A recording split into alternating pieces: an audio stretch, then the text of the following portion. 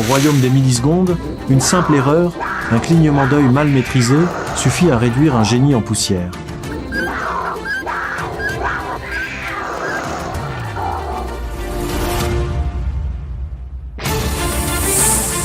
Les réflexes fulgurants du Serval lui permettront-ils de survivre, ou ses crocs venimeux et ses rois impitoyables réserveront-ils une fin sanglante à ce fantôme de la savane?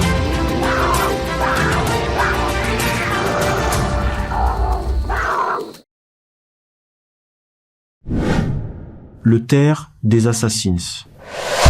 Serval contre serpent venimeux, la bataille des millisecondes. Sous le soleil brûlant de la savane africaine, une loi cruelle règne. La lenteur est synonyme de destin funeste.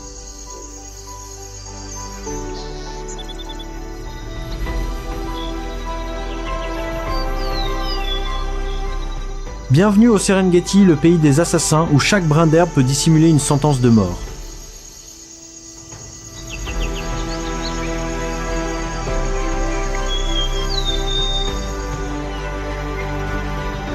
Dans cette arène infernale, point de force brute des lions, ni de vitesse fulgurante des guépards.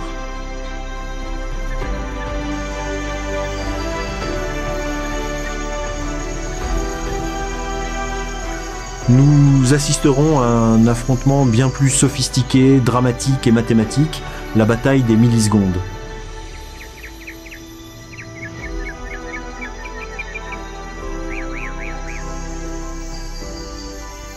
D'un côté, le Serval, un génie de la vitesse doté d'oreilles radar et de pattes agiles. D'un côté, le serpent venimeux, incarnation de la mort avec ses crocs acérés.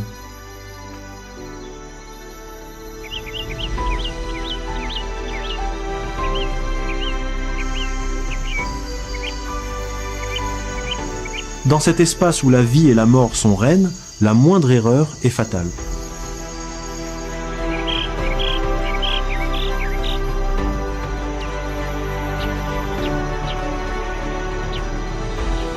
Êtes-vous prêt à vous lancer dans le combat de vitesse le plus brutal de la planète ?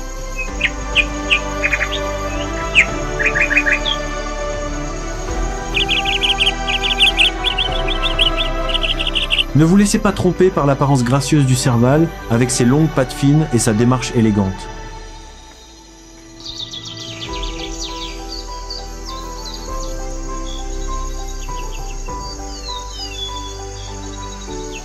Derrière son pelage tacheté éclatant se cache l'un des prédateurs les plus redoutables de la savane, avec un taux de réussite à la chasse pouvant atteindre 50%, soit le double de celui du roi des champs de bataille, le lion.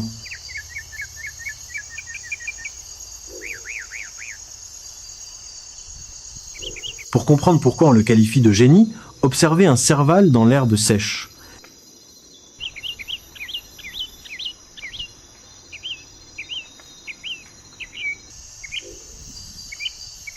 Immobile comme une statue, ses immenses oreilles pivotent sans cesse comme un radar miniature.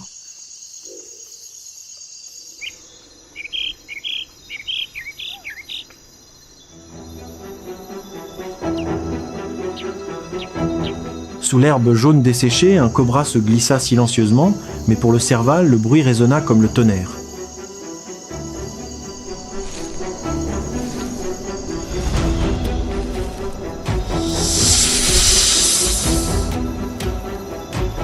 À cet instant précis, un affrontement sans merci commença.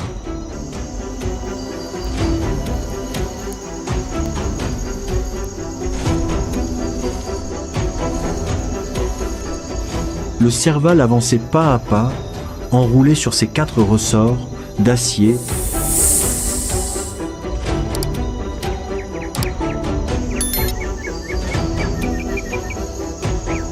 Dans la nature, la morsure d'un serpent venimeux ne dure qu'environ 1 seconde, plus vite qu'un clignement d'œil.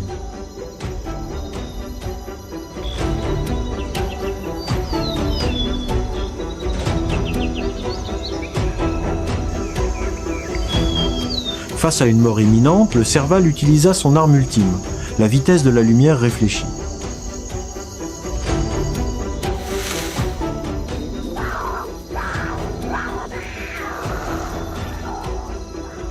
Il n'attaqua pas avec ses crocs. Il utilisa ses pattes pour gifler.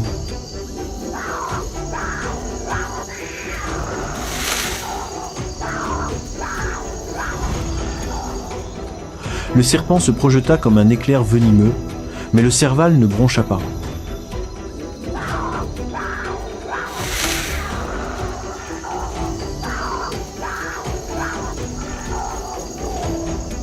Il effectua un bond vertical de 3 mètres depuis sa position initiale, se transformant en une silhouette fantomatique et illusoire en plein air.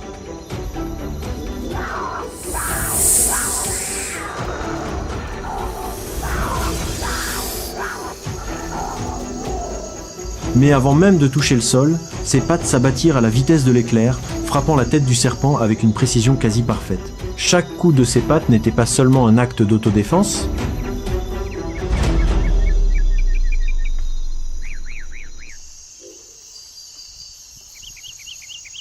mais un coup punitif, suffisant pour briser la nuque de l'adversaire avant même qu'il ne puisse identifier sa cible.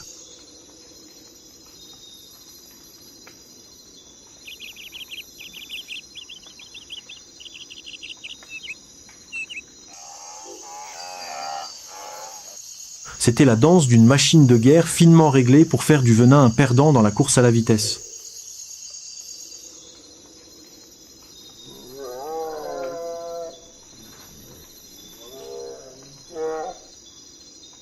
Cette puissance ne provenait pas de muscles massifs, mais d'une précision absolue à la milliseconde près.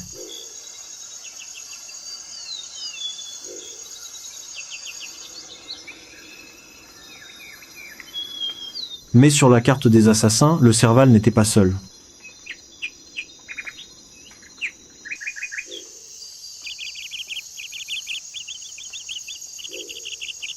Si nous nous aventurons plus loin dans les broussailles arides et les semi-déserts d'Afrique, nous rencontrerons le caracal, le lynx à oreilles noires.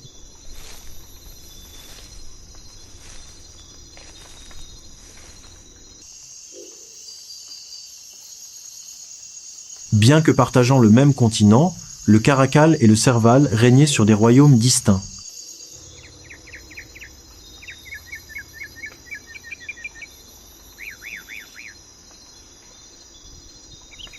Si le serval est le roi des prairies humides riches en eau, le caracal est le fantôme des terres plus sèches et plus hostiles.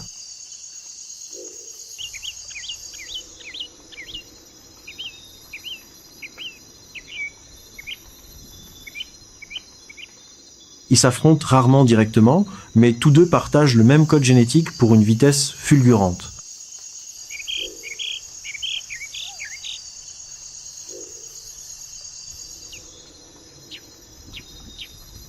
Pour tester les limites de cette vitesse, observez un caracal chasser une pintade.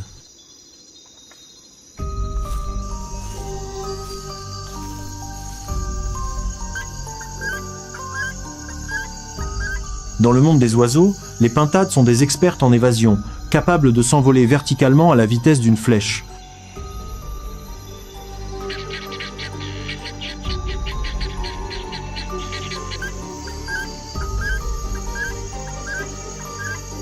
Mais face au caracal, le ciel n'est pas un refuge sûr.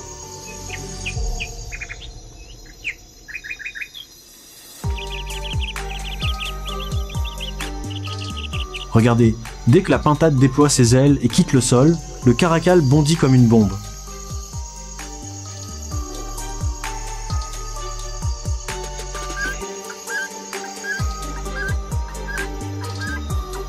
Sans élan, il s'élance à plus de 3 mètres de hauteur, exécutant un salto arrière classique.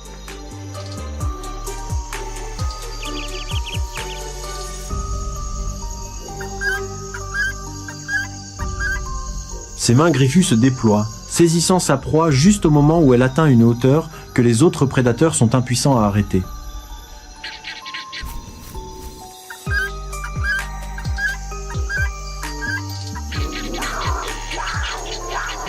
Cette explosion n'est pas accidentelle, mais le fruit d'une morphologie conçue pour des attaques dévastatrices.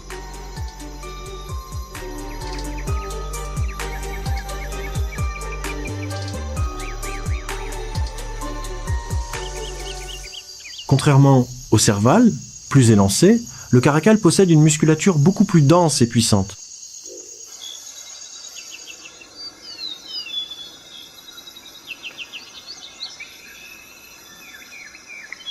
Son signe distinctif le plus marquant est sans conteste ses oreilles, ornées de longs touffes de poils noirs, à l'origine de son nom de lynx à oreilles noires.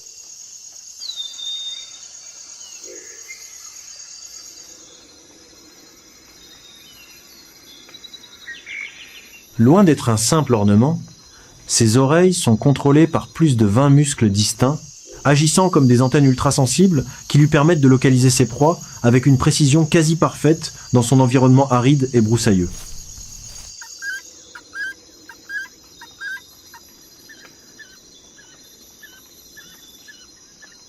Mais le véritable moteur de cette machine réside dans ses pattes postérieures.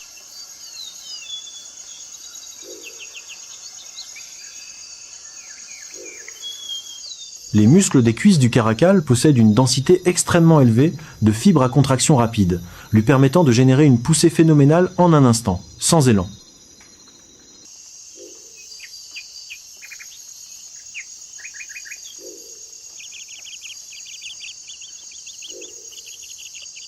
Si le serval est un sauteur en hauteur hors pair, le caracal est un haltérophile doté d'une force brute et d'une puissance phénoménale.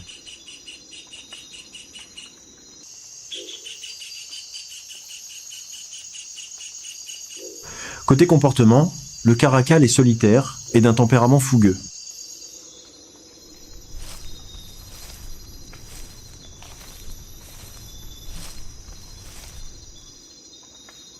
Il ne se contente pas de chasser les oiseaux ou les rongeurs. Sa férocité innée lui permet d'attaquer des antilopes 3 fois plus grosses qu'il ne l'est.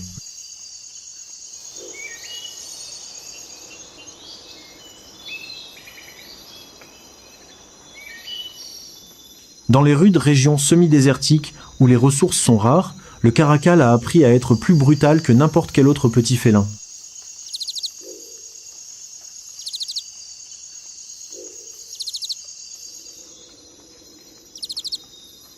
Il ne tue pas seulement pour se nourrir, il tue pour affirmer sa domination.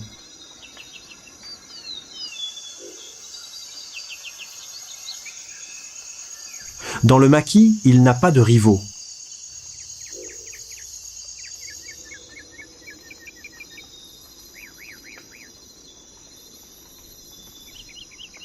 C'est cette combinaison d'une force musculaire impressionnante et d'une nature téméraire qui fait du caracal un adversaire redoutable lorsqu'il pénètre par inadvertance sur le territoire du serval.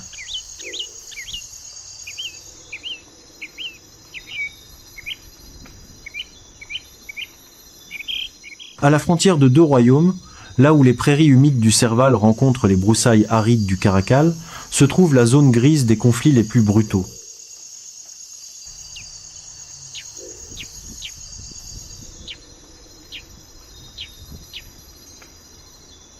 Ici se déroule un spectacle rare et saisissant.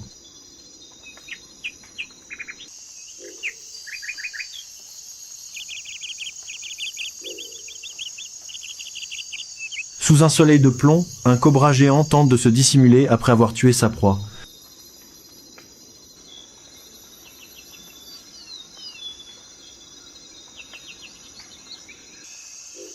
Mais il ignore qu'il est désormais dans le viseur de 2 fantômes.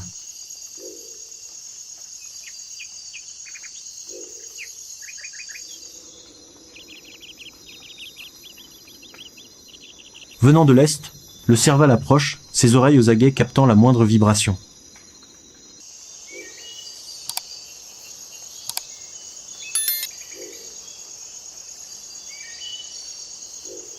Venant de l'ouest, le caracal se dresse, imposant comme un véritable guerrier, ses oreilles fièrement recouvertes de fourrure noire.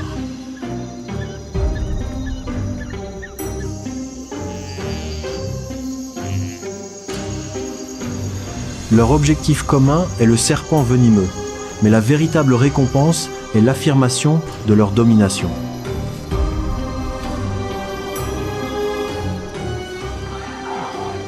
Le combat éclate soudainement.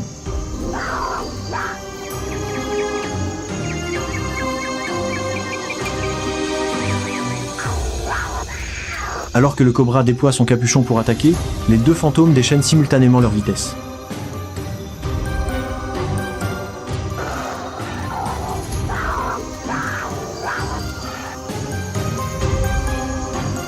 Serval décocha une gifle éclair du gauche sur la tête du serpent, mais Caracal, grâce à sa musculature plus dense, se jeta en avant, repoussant son adversaire pour porter le coup fatal.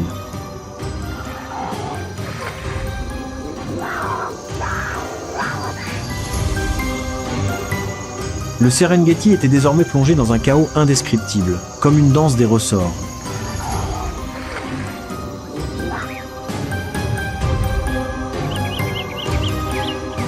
Caracal rugit, décochant une gifle d'une force colossale sur Serval.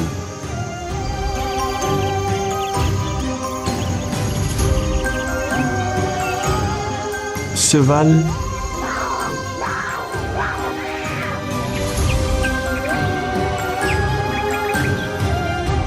riposta. C'était plus de délicates gifles de chasse, c'était les coups implacables des gladiateurs.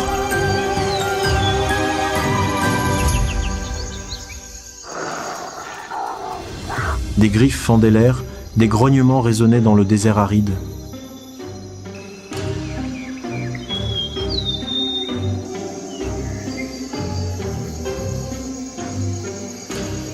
Le cobra, créature venimeuse et redoutable, n'était plus qu'un pion pris en étau entre deux tempêtes de vitesse.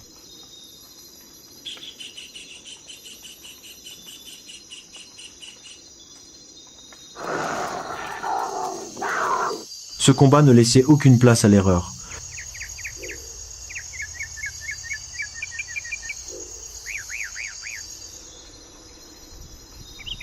Une simple gifle bien placée de Caracal pouvait étourdir Serval, mais une contre-attaque des longues pattes de ce dernier pouvait le maintenir à distance.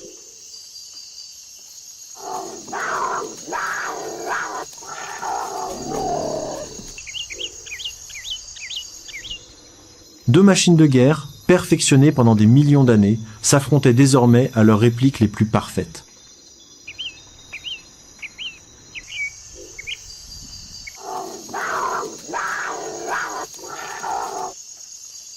À ce moment critique de la frontière, la force brute de Caracal ou les réflexes fulgurants de Serval l'emporteront-ils ?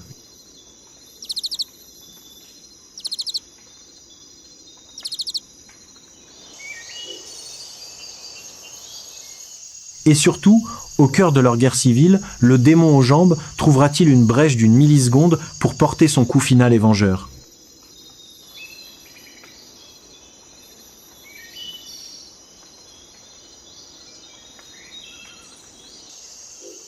Un affrontement sans précédent. De quel côté êtes-vous dans ce combat ?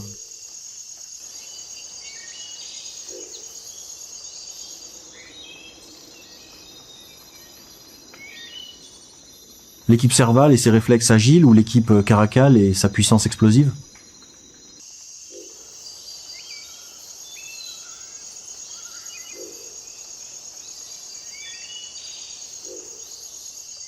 En un éclair, la force musculaire de Caracal prit l'ascendant.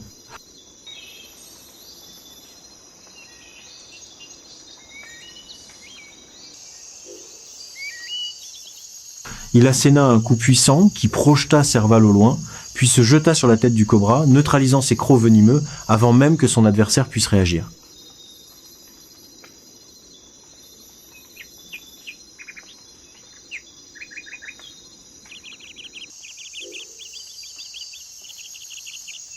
Sachant la partie perdue, Serval battit en retraite, abandonnant l'avantage.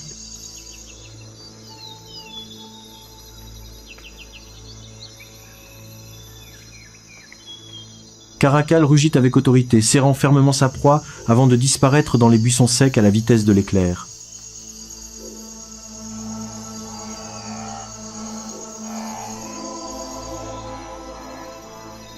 La couronne est acquise.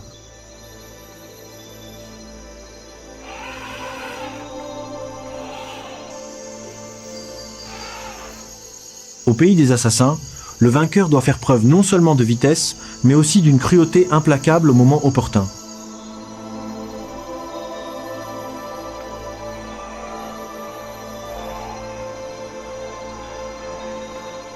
Cependant, la victoire sur un serpent venimeux ou la domination sur ses congénères ne constitue pas l'épreuve ultime.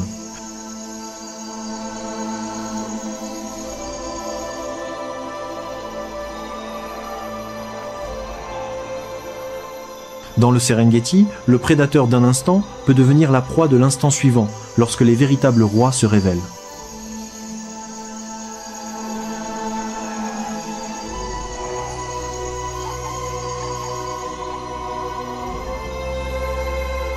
Qu'il s'agisse du serval, animal à l'intelligence remarquable, ou du caracal féroce, ils ne sont que des prédateurs de niveau intermédiaire dans la chaîne alimentaire, vivant toujours dans l'ombre imposante du guépard et surtout du lion.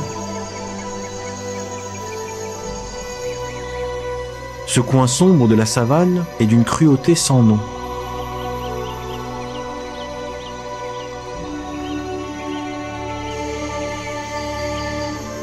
Alors que le soleil commence à projeter de longues ombres, une majestueuse troupe de lionnes apparaît pour sa patrouille territoriale.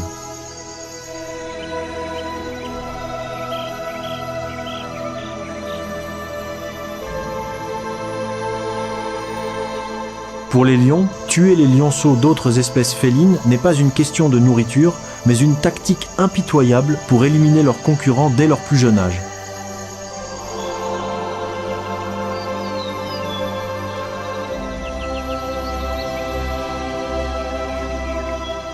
Non loin de là, une mère servale et son petit se déplacent furtivement dans les hautes herbes.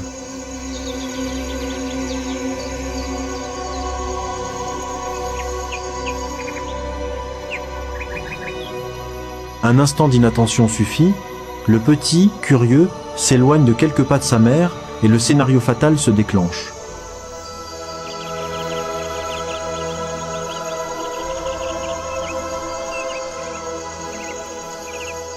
Une lionne fond sur eux comme un ouragan.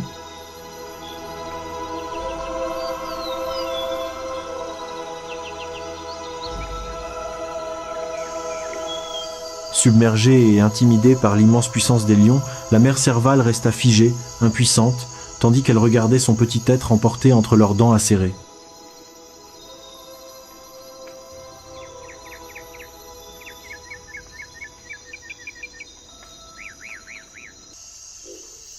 La cruauté ne s'arrêta pas là.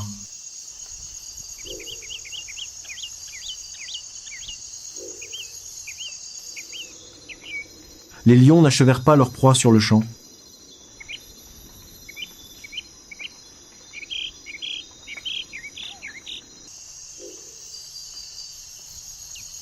Ils formèrent un cercle mortel, utilisant leurs énormes pattes pour jouer avec la petite créature tremblante de désespoir.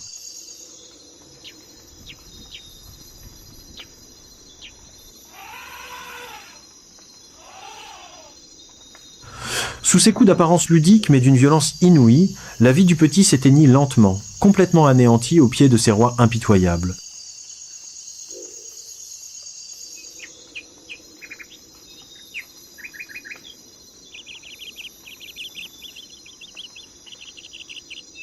La terre de ces assassins vient de nous enseigner une leçon précieuse. Dans le jeu de la survie, la vitesse et les réflexes cèdent parfois à la force absolue des plus forts.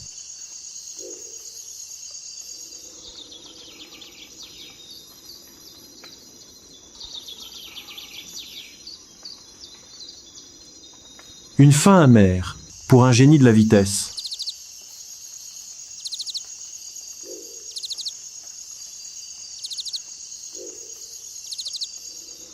La savane ne cesse jamais de saigner.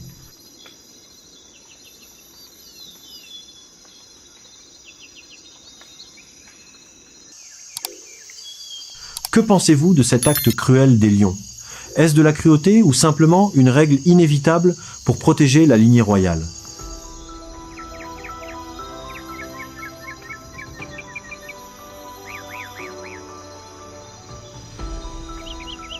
Non seulement le lion, mais un autre fantôme rôde également parmi les hautes branches, le léopard.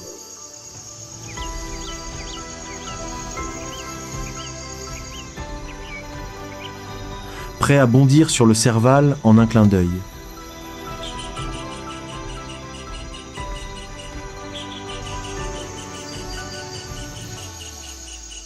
Si le lion symbolise une force colossale, le léopard représente la ruse et une technique de chasse hors pair.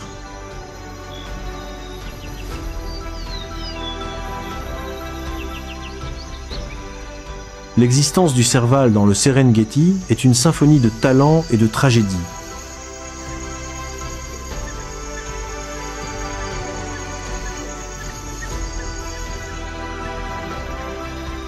Capable de dominer les créatures plus petites, il doit pourtant vivre dans l'humilité face aux géants.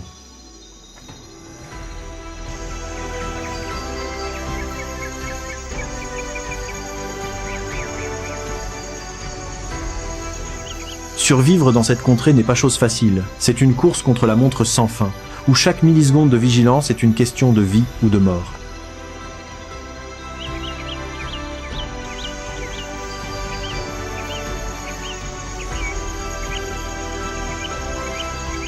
Le pays des assassins a tourné une page sanglante.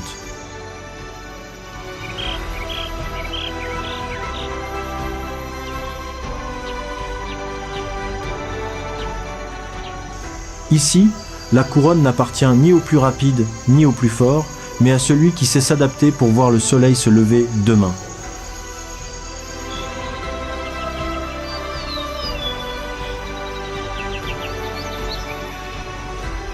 Merci de nous avoir accompagnés dans ce périple semé d'embûches.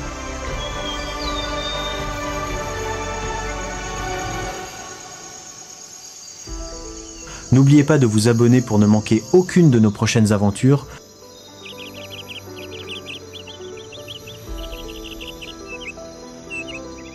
Dans des zones périlleuses. À bientôt!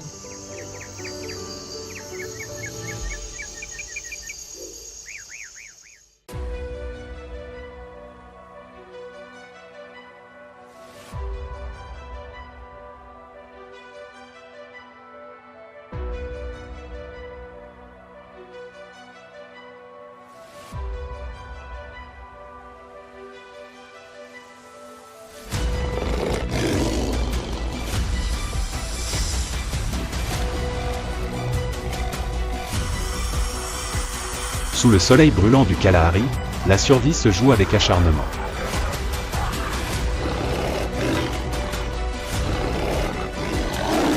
L'appel de la mort, le lion pourra-t-il échapper à la mort?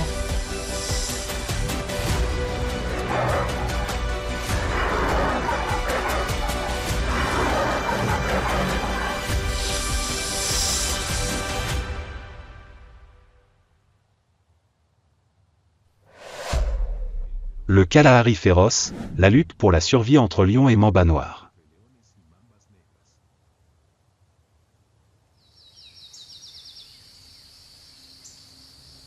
Le Kalahari offre un contraste saisissant avec la nature africaine.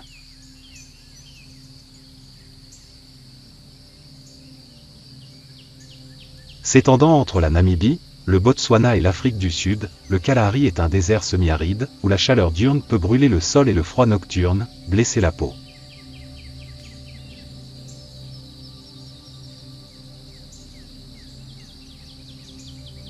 Bien qu'il semble si rude qu'aucune espèce ne puisse y survivre, cet endroit abrite un monde plein de paradoxes.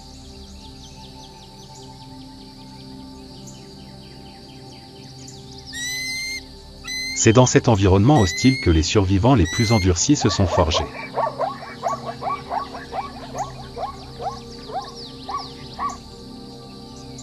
Ici, la vie et la mort sont à portée de souffle, et chaque instant peut se transformer en une lutte à mort.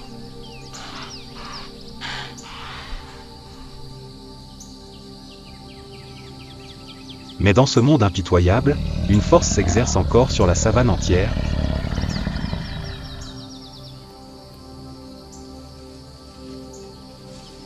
Le lion du Kalahari.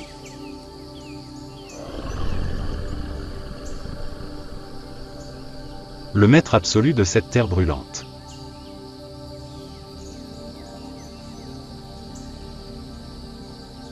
Contrairement à leurs homologues du Serengeti ou de l'Okavango, les lions du Kalahari portent la marque de leur adaptation.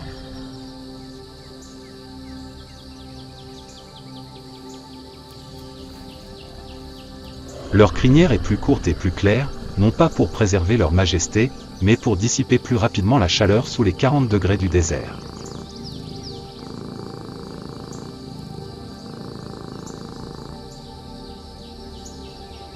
Leur corps est tonique, leurs muscles sont nets, leurs yeux ambrés brillent comme s'ils reflétaient le soleil de midi.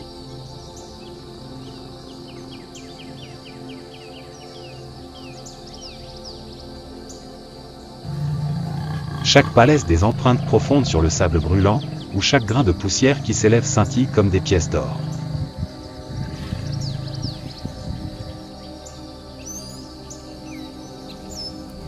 Ici, la nourriture est difficile à trouver.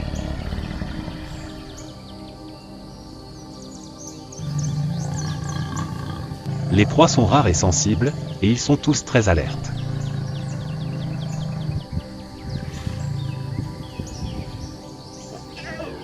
Chaque chasse est un pari entre la faim et la survie.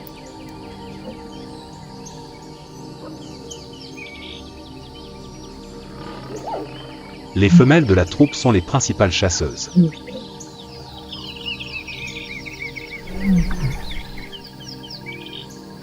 Le mâle, d'une force impressionnante, participe rarement à la chasse, mais est un bouclier vivant protégeant le territoire, prêt à foncer sur ceux qui osent défier son autorité.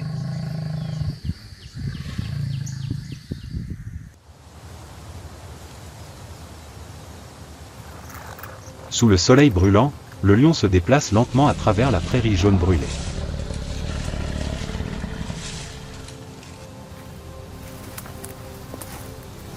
Ses yeux perçants scrutent l'espace, à la recherche de signes de vie dans ce silence.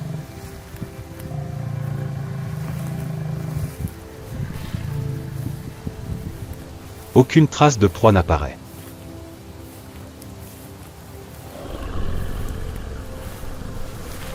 Seul le vent chaud et le sable sec.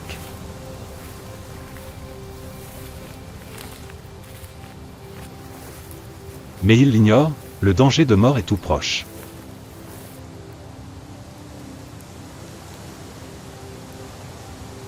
Un mouvement étrange réveille son instinct.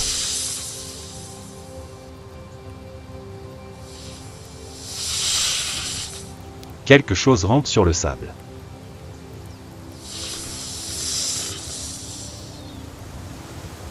Le mamba noir.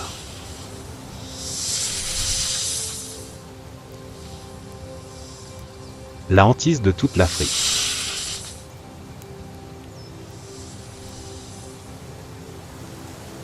Le mamba noir n'est pas vraiment noir.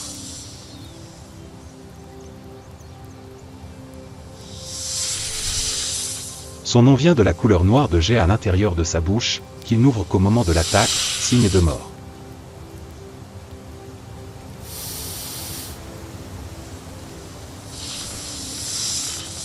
Son corps gris fumé, fin et flexible comme une lame d'acier, se déplace à une vitesse pouvant atteindre 20 km/h, plus vite que n'importe quel serpent du continent.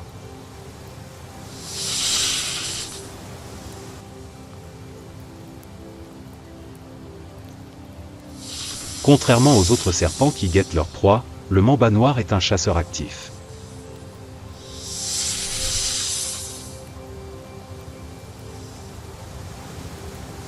Il se déplace constamment dans le désert, la tête légèrement surélevée, son regard perçant guettant la moindre vibration.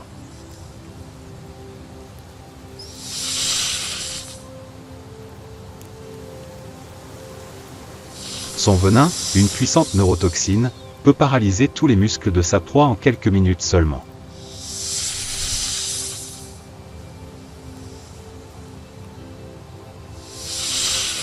Une seule morsure, aussi précise qu'un couteau, suffit à anéantir toute vie.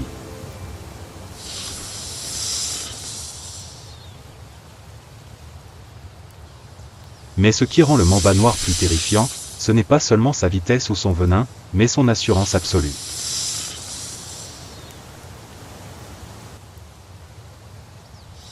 Il est intrépide face à ses ennemis.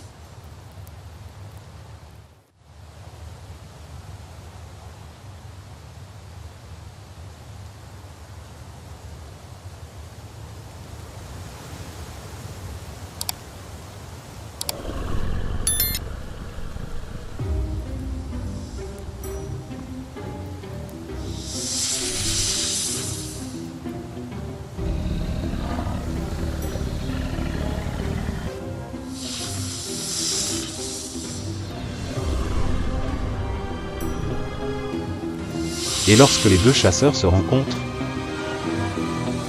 L'instant de vie et de mort explose.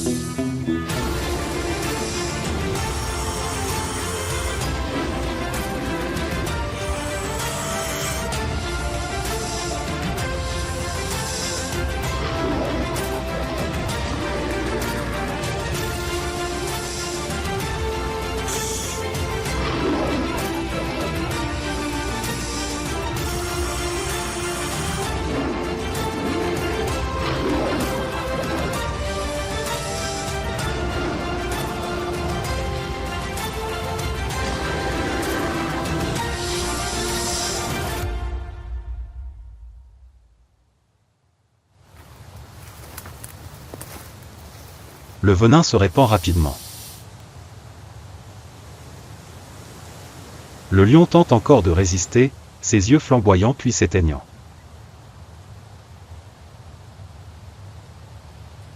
Retour au silence de mort.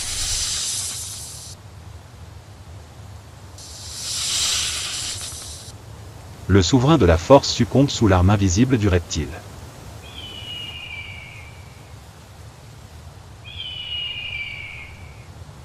Une froide affirmation de la nature, même le roi lion ne peut résister au poison mortel.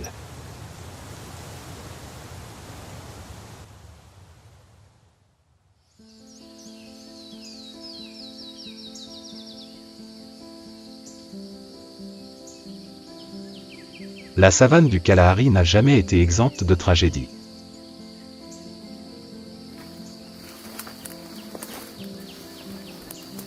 Aucun pouvoir n'est permanent, et aucun trône n'est tenu éternellement.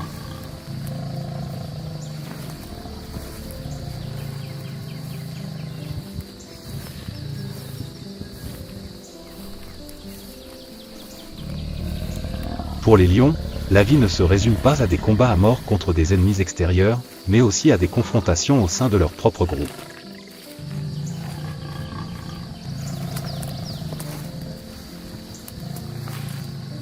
Dans la nature, la mort d'un dirigeant n'est jamais une fin, mais une invitation à l'émergence d'une nouvelle génération.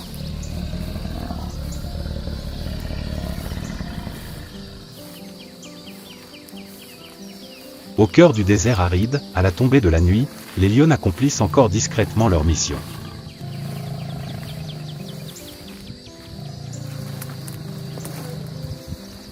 Elles portent en elles une vie nouvelle, fruit de rares saisons pluvieuses, d'accouplement instinctif entre la vie et l'extinction.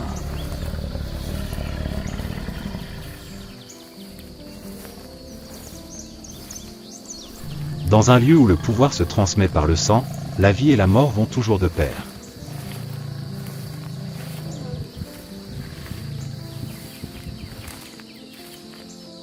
Après plus de 4 mois de gestation, la lionne trouve un endroit isolé pour mettre bas.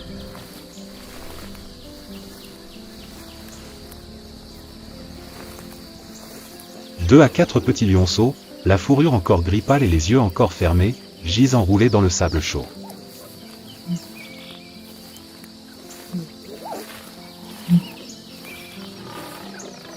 Ils dépendent entièrement du lait maternel et de sa protection.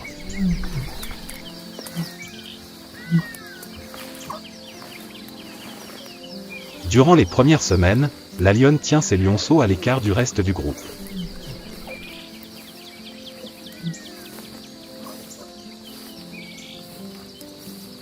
Au fil du temps, les lionceaux grandirent, apprenant à marcher dans le sable chaud.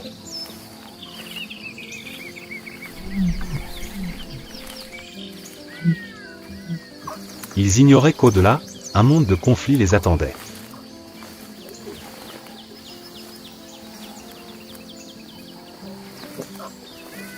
Une fois adulte, la troupe reprit son ancien cycle. Combat, accouplement et domination.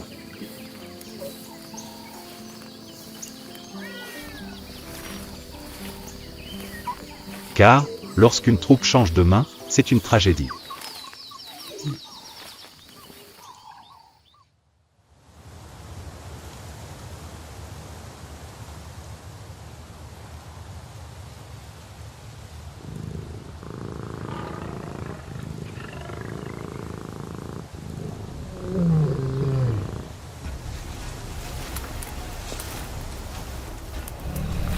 Le lion mâle restant fut défié par un étranger, jeune et ambitieux.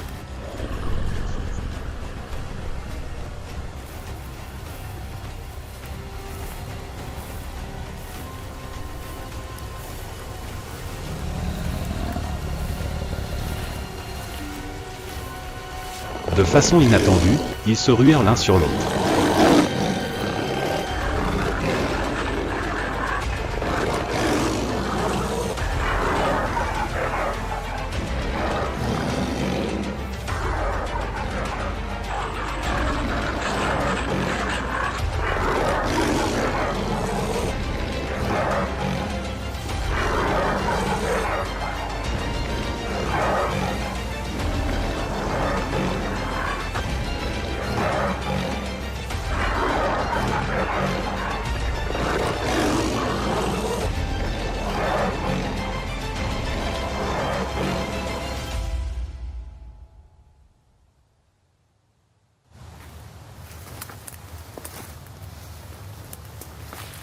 Le combat n'était pas seulement une question de survie, mais aussi de droit de diriger la troupe, de transmettre la lignée et de perpétuer la génération suivante.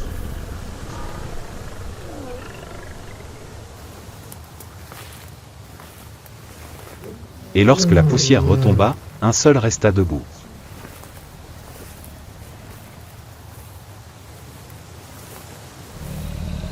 Au Kalahari, le trône d'un lion s'achète au prix du sang, et même de la vie de ses congénères.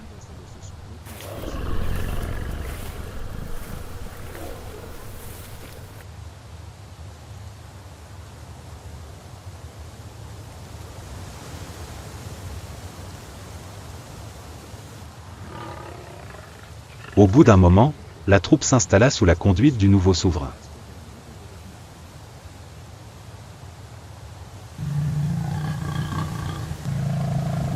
La famine persista pendant plusieurs jours, forçant toute la troupe à quitter la terre ferme, suivant les basses dunes de sable en quête de vie.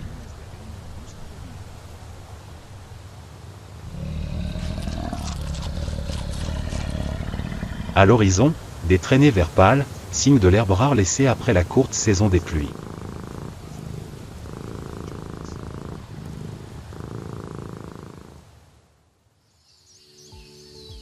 Alors que le soleil s'inclinait, un léger mouvement se balançait au gré du vent.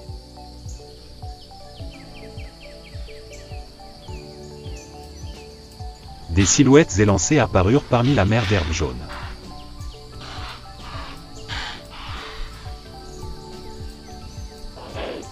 Un troupeau d'antilopes.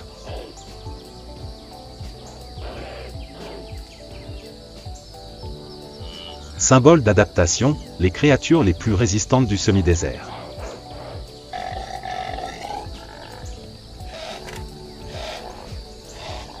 Traits de lumière mouvants, fiers vestiges de la vie dans le semi-désert aride.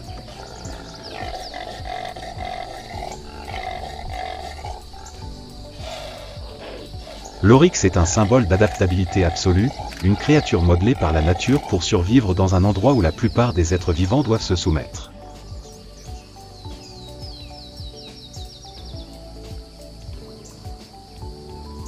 Leur corps est mince et parfaitement proportionné, épaules hautes, poitrine large, hanches fermes et jambes longues et fines, suffisamment souples pour filer comme le vent.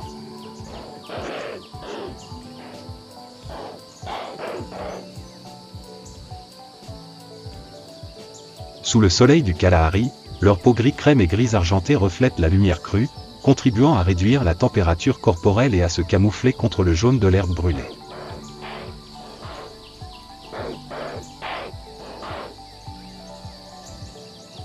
Les plus remarquables sont ces longues cornes d'un noir de jais, légèrement recourbées vers l'arrière, fines et acérées comme deux épées du désert.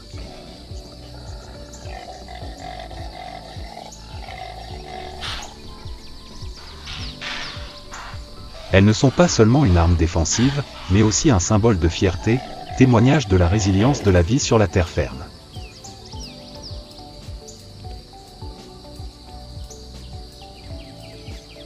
Un seul éclat de cornes d'oryx suffit à percer la gorge d'une hyène ou à repousser même des lycaons lors d'attaques téméraires.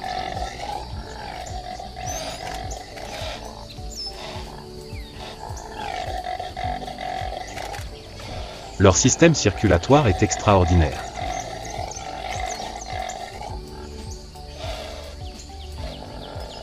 L'oryx peut supporter des températures corporelles allant jusqu'à 45 degrés Celsius, alors que la plupart des autres animaux s'effondrent.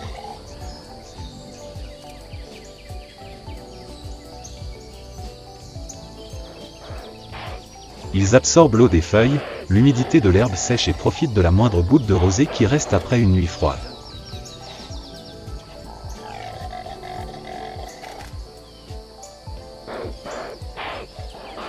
Dans leur corps, leurs reins agissent comme une machine à filtrer parfaite, retenant chaque goutte d'eau, permettant à l'oryx de vivre des semaines sans boire une seule goutte.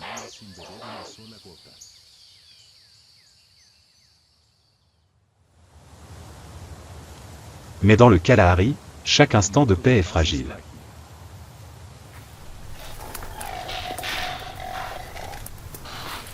Une antilope solitaire.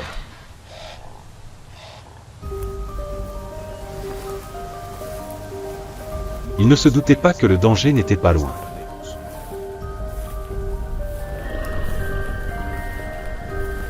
En un instant, lorsque l'occasion se présenta, le lion s'élança.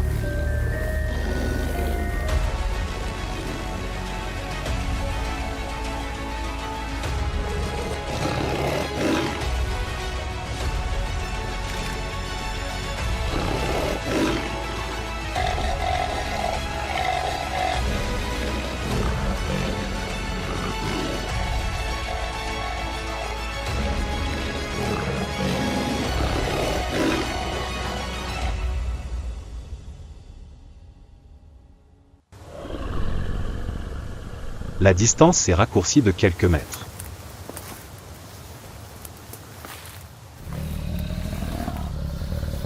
Tout s'est terminé en un instant.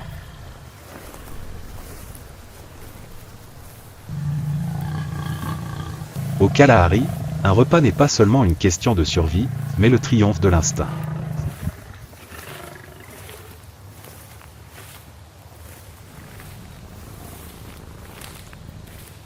À chaque proie, le lion non seulement maintient l'existence de sa troupe, mais affirme aussi sa position dans l'ordre cruel de la nature.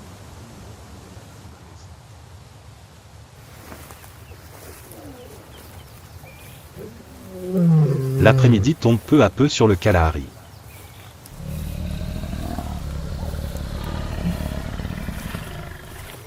La lumière déclinante du soleil éclaire le sable, reflétant une couleur rouge sang.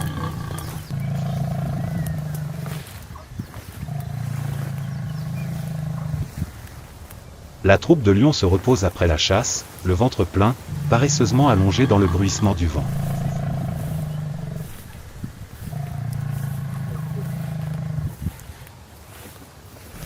La nature est plus calme que jamais, mais ce silence n'est qu'une mince carapace qui cache une nouvelle proie.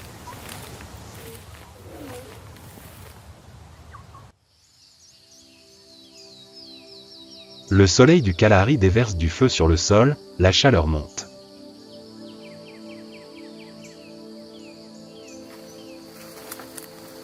Dans cette chaleur suffocante, le moindre mouvement est visible, mais parmi l'herbe jaune, un prédateur avance toujours silencieusement.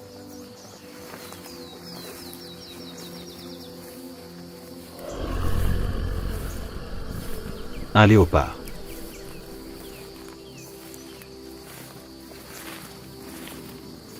Son corps est si parfait que chaque mouvement est calculé.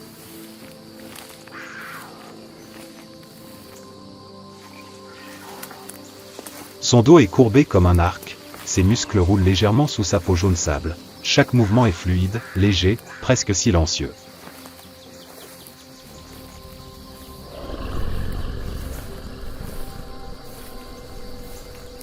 Sa fourrure courte, lisse et brillante, parsemée de rosettes noires rondes, un motif à la fois esthétique et destiné à se fondre dans l'herbe brûlée et la poussière du désert, le rendait presque invisible pour sa proie.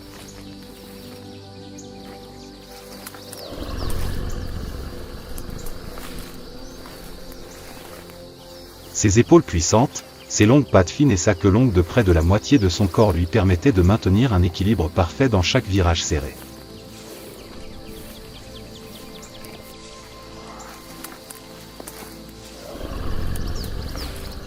Ses yeux ambrés se plissèrent, fixés au loin, là où un impala s'échappait du troupeau.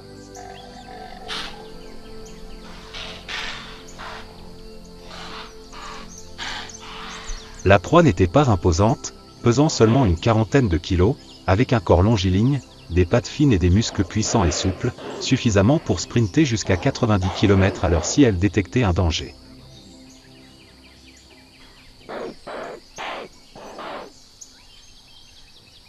Ses cornes noires se courbaient comme un arc. Ses oreilles toujours dressées, à l'écoute, chaque mouvement de tête était un réflexe d'autodéfense affiné au fil des siècles.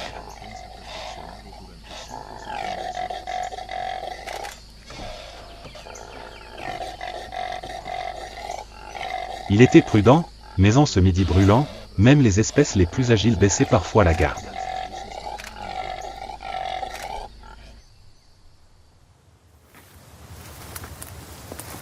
Le léopard s'accroupit, le ventre touchant presque le sol.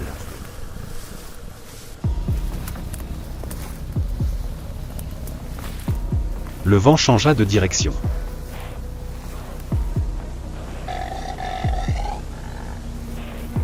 Un avantage parfait.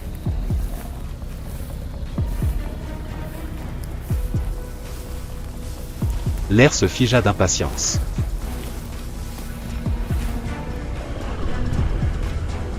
Puis, en un instant, il explosa. La proie s'enfuit.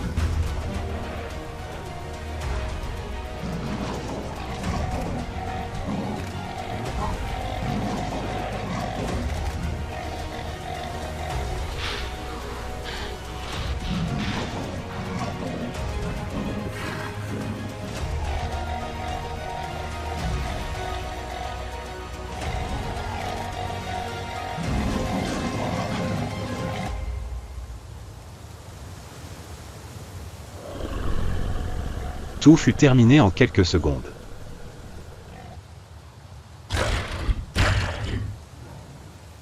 Dans le Kalahari, aucun repas ne constituait une victoire durable.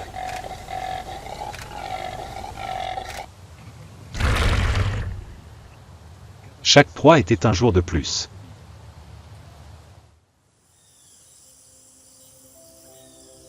Dans le ciel du Kalahari, rien ne pouvait échapper au regard de la mort.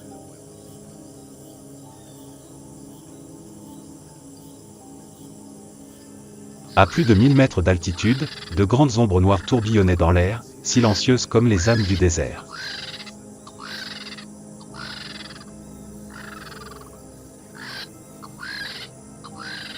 Des vautours.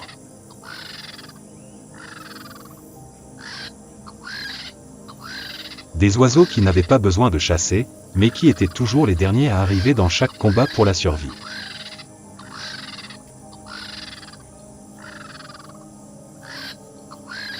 Leur envergure atteignait près de 3 mètres, leurs plumes grises étaient couvertes de poussière, la tête nue pour éviter le sang lorsqu'ils mangeaient des charognes.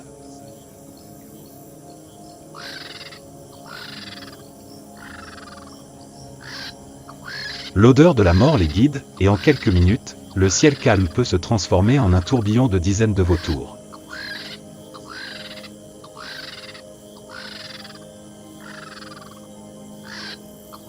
Grâce à leur odorat et à leur vision perçante, jusqu'à 8 km, ils peuvent repérer une antilope ou un léopard mort à l'horizon.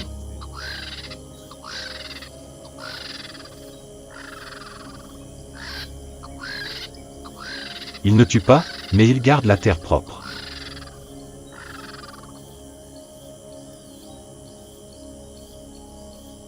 Quand les lions sont partis, que les léopards se sont rassasiés ou que les serpents venimeux ont laissé une carcasse desséchée, les vautours sont les premiers à se poser.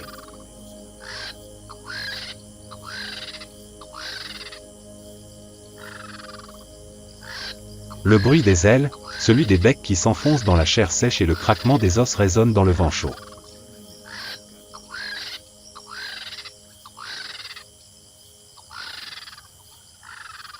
C'est le son familier de la Renaissance.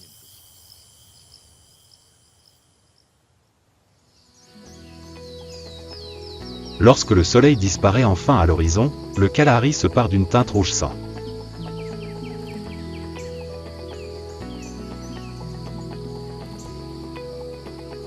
Plus de rugissements, plus de cris stridents, juste le vent qui souffle sur les prairies brûlées et le bruit du sable qui tombe, tel le rythme du désert.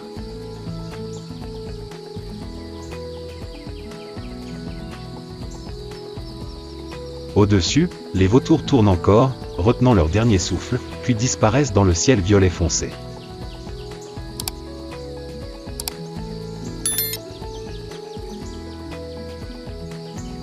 Le cercle de l'existence s'est refermé, mais le Kalahari continue.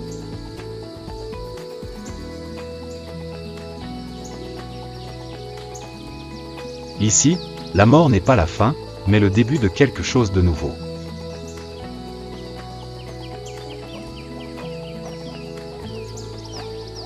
Voici le Kalahari.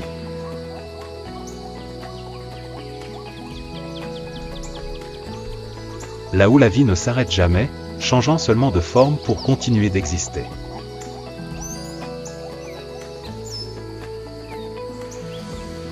Que pensez-vous de ce cercle vicieux de l'existence ?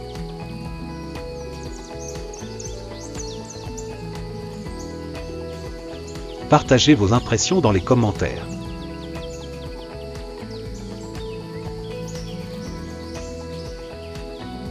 Si vous aimez les histoires de survie magique, n'oubliez pas d'aimer, de vous abonner à la chaîne et d'activer la cloche de notification pour ne rien manquer du prochain voyage.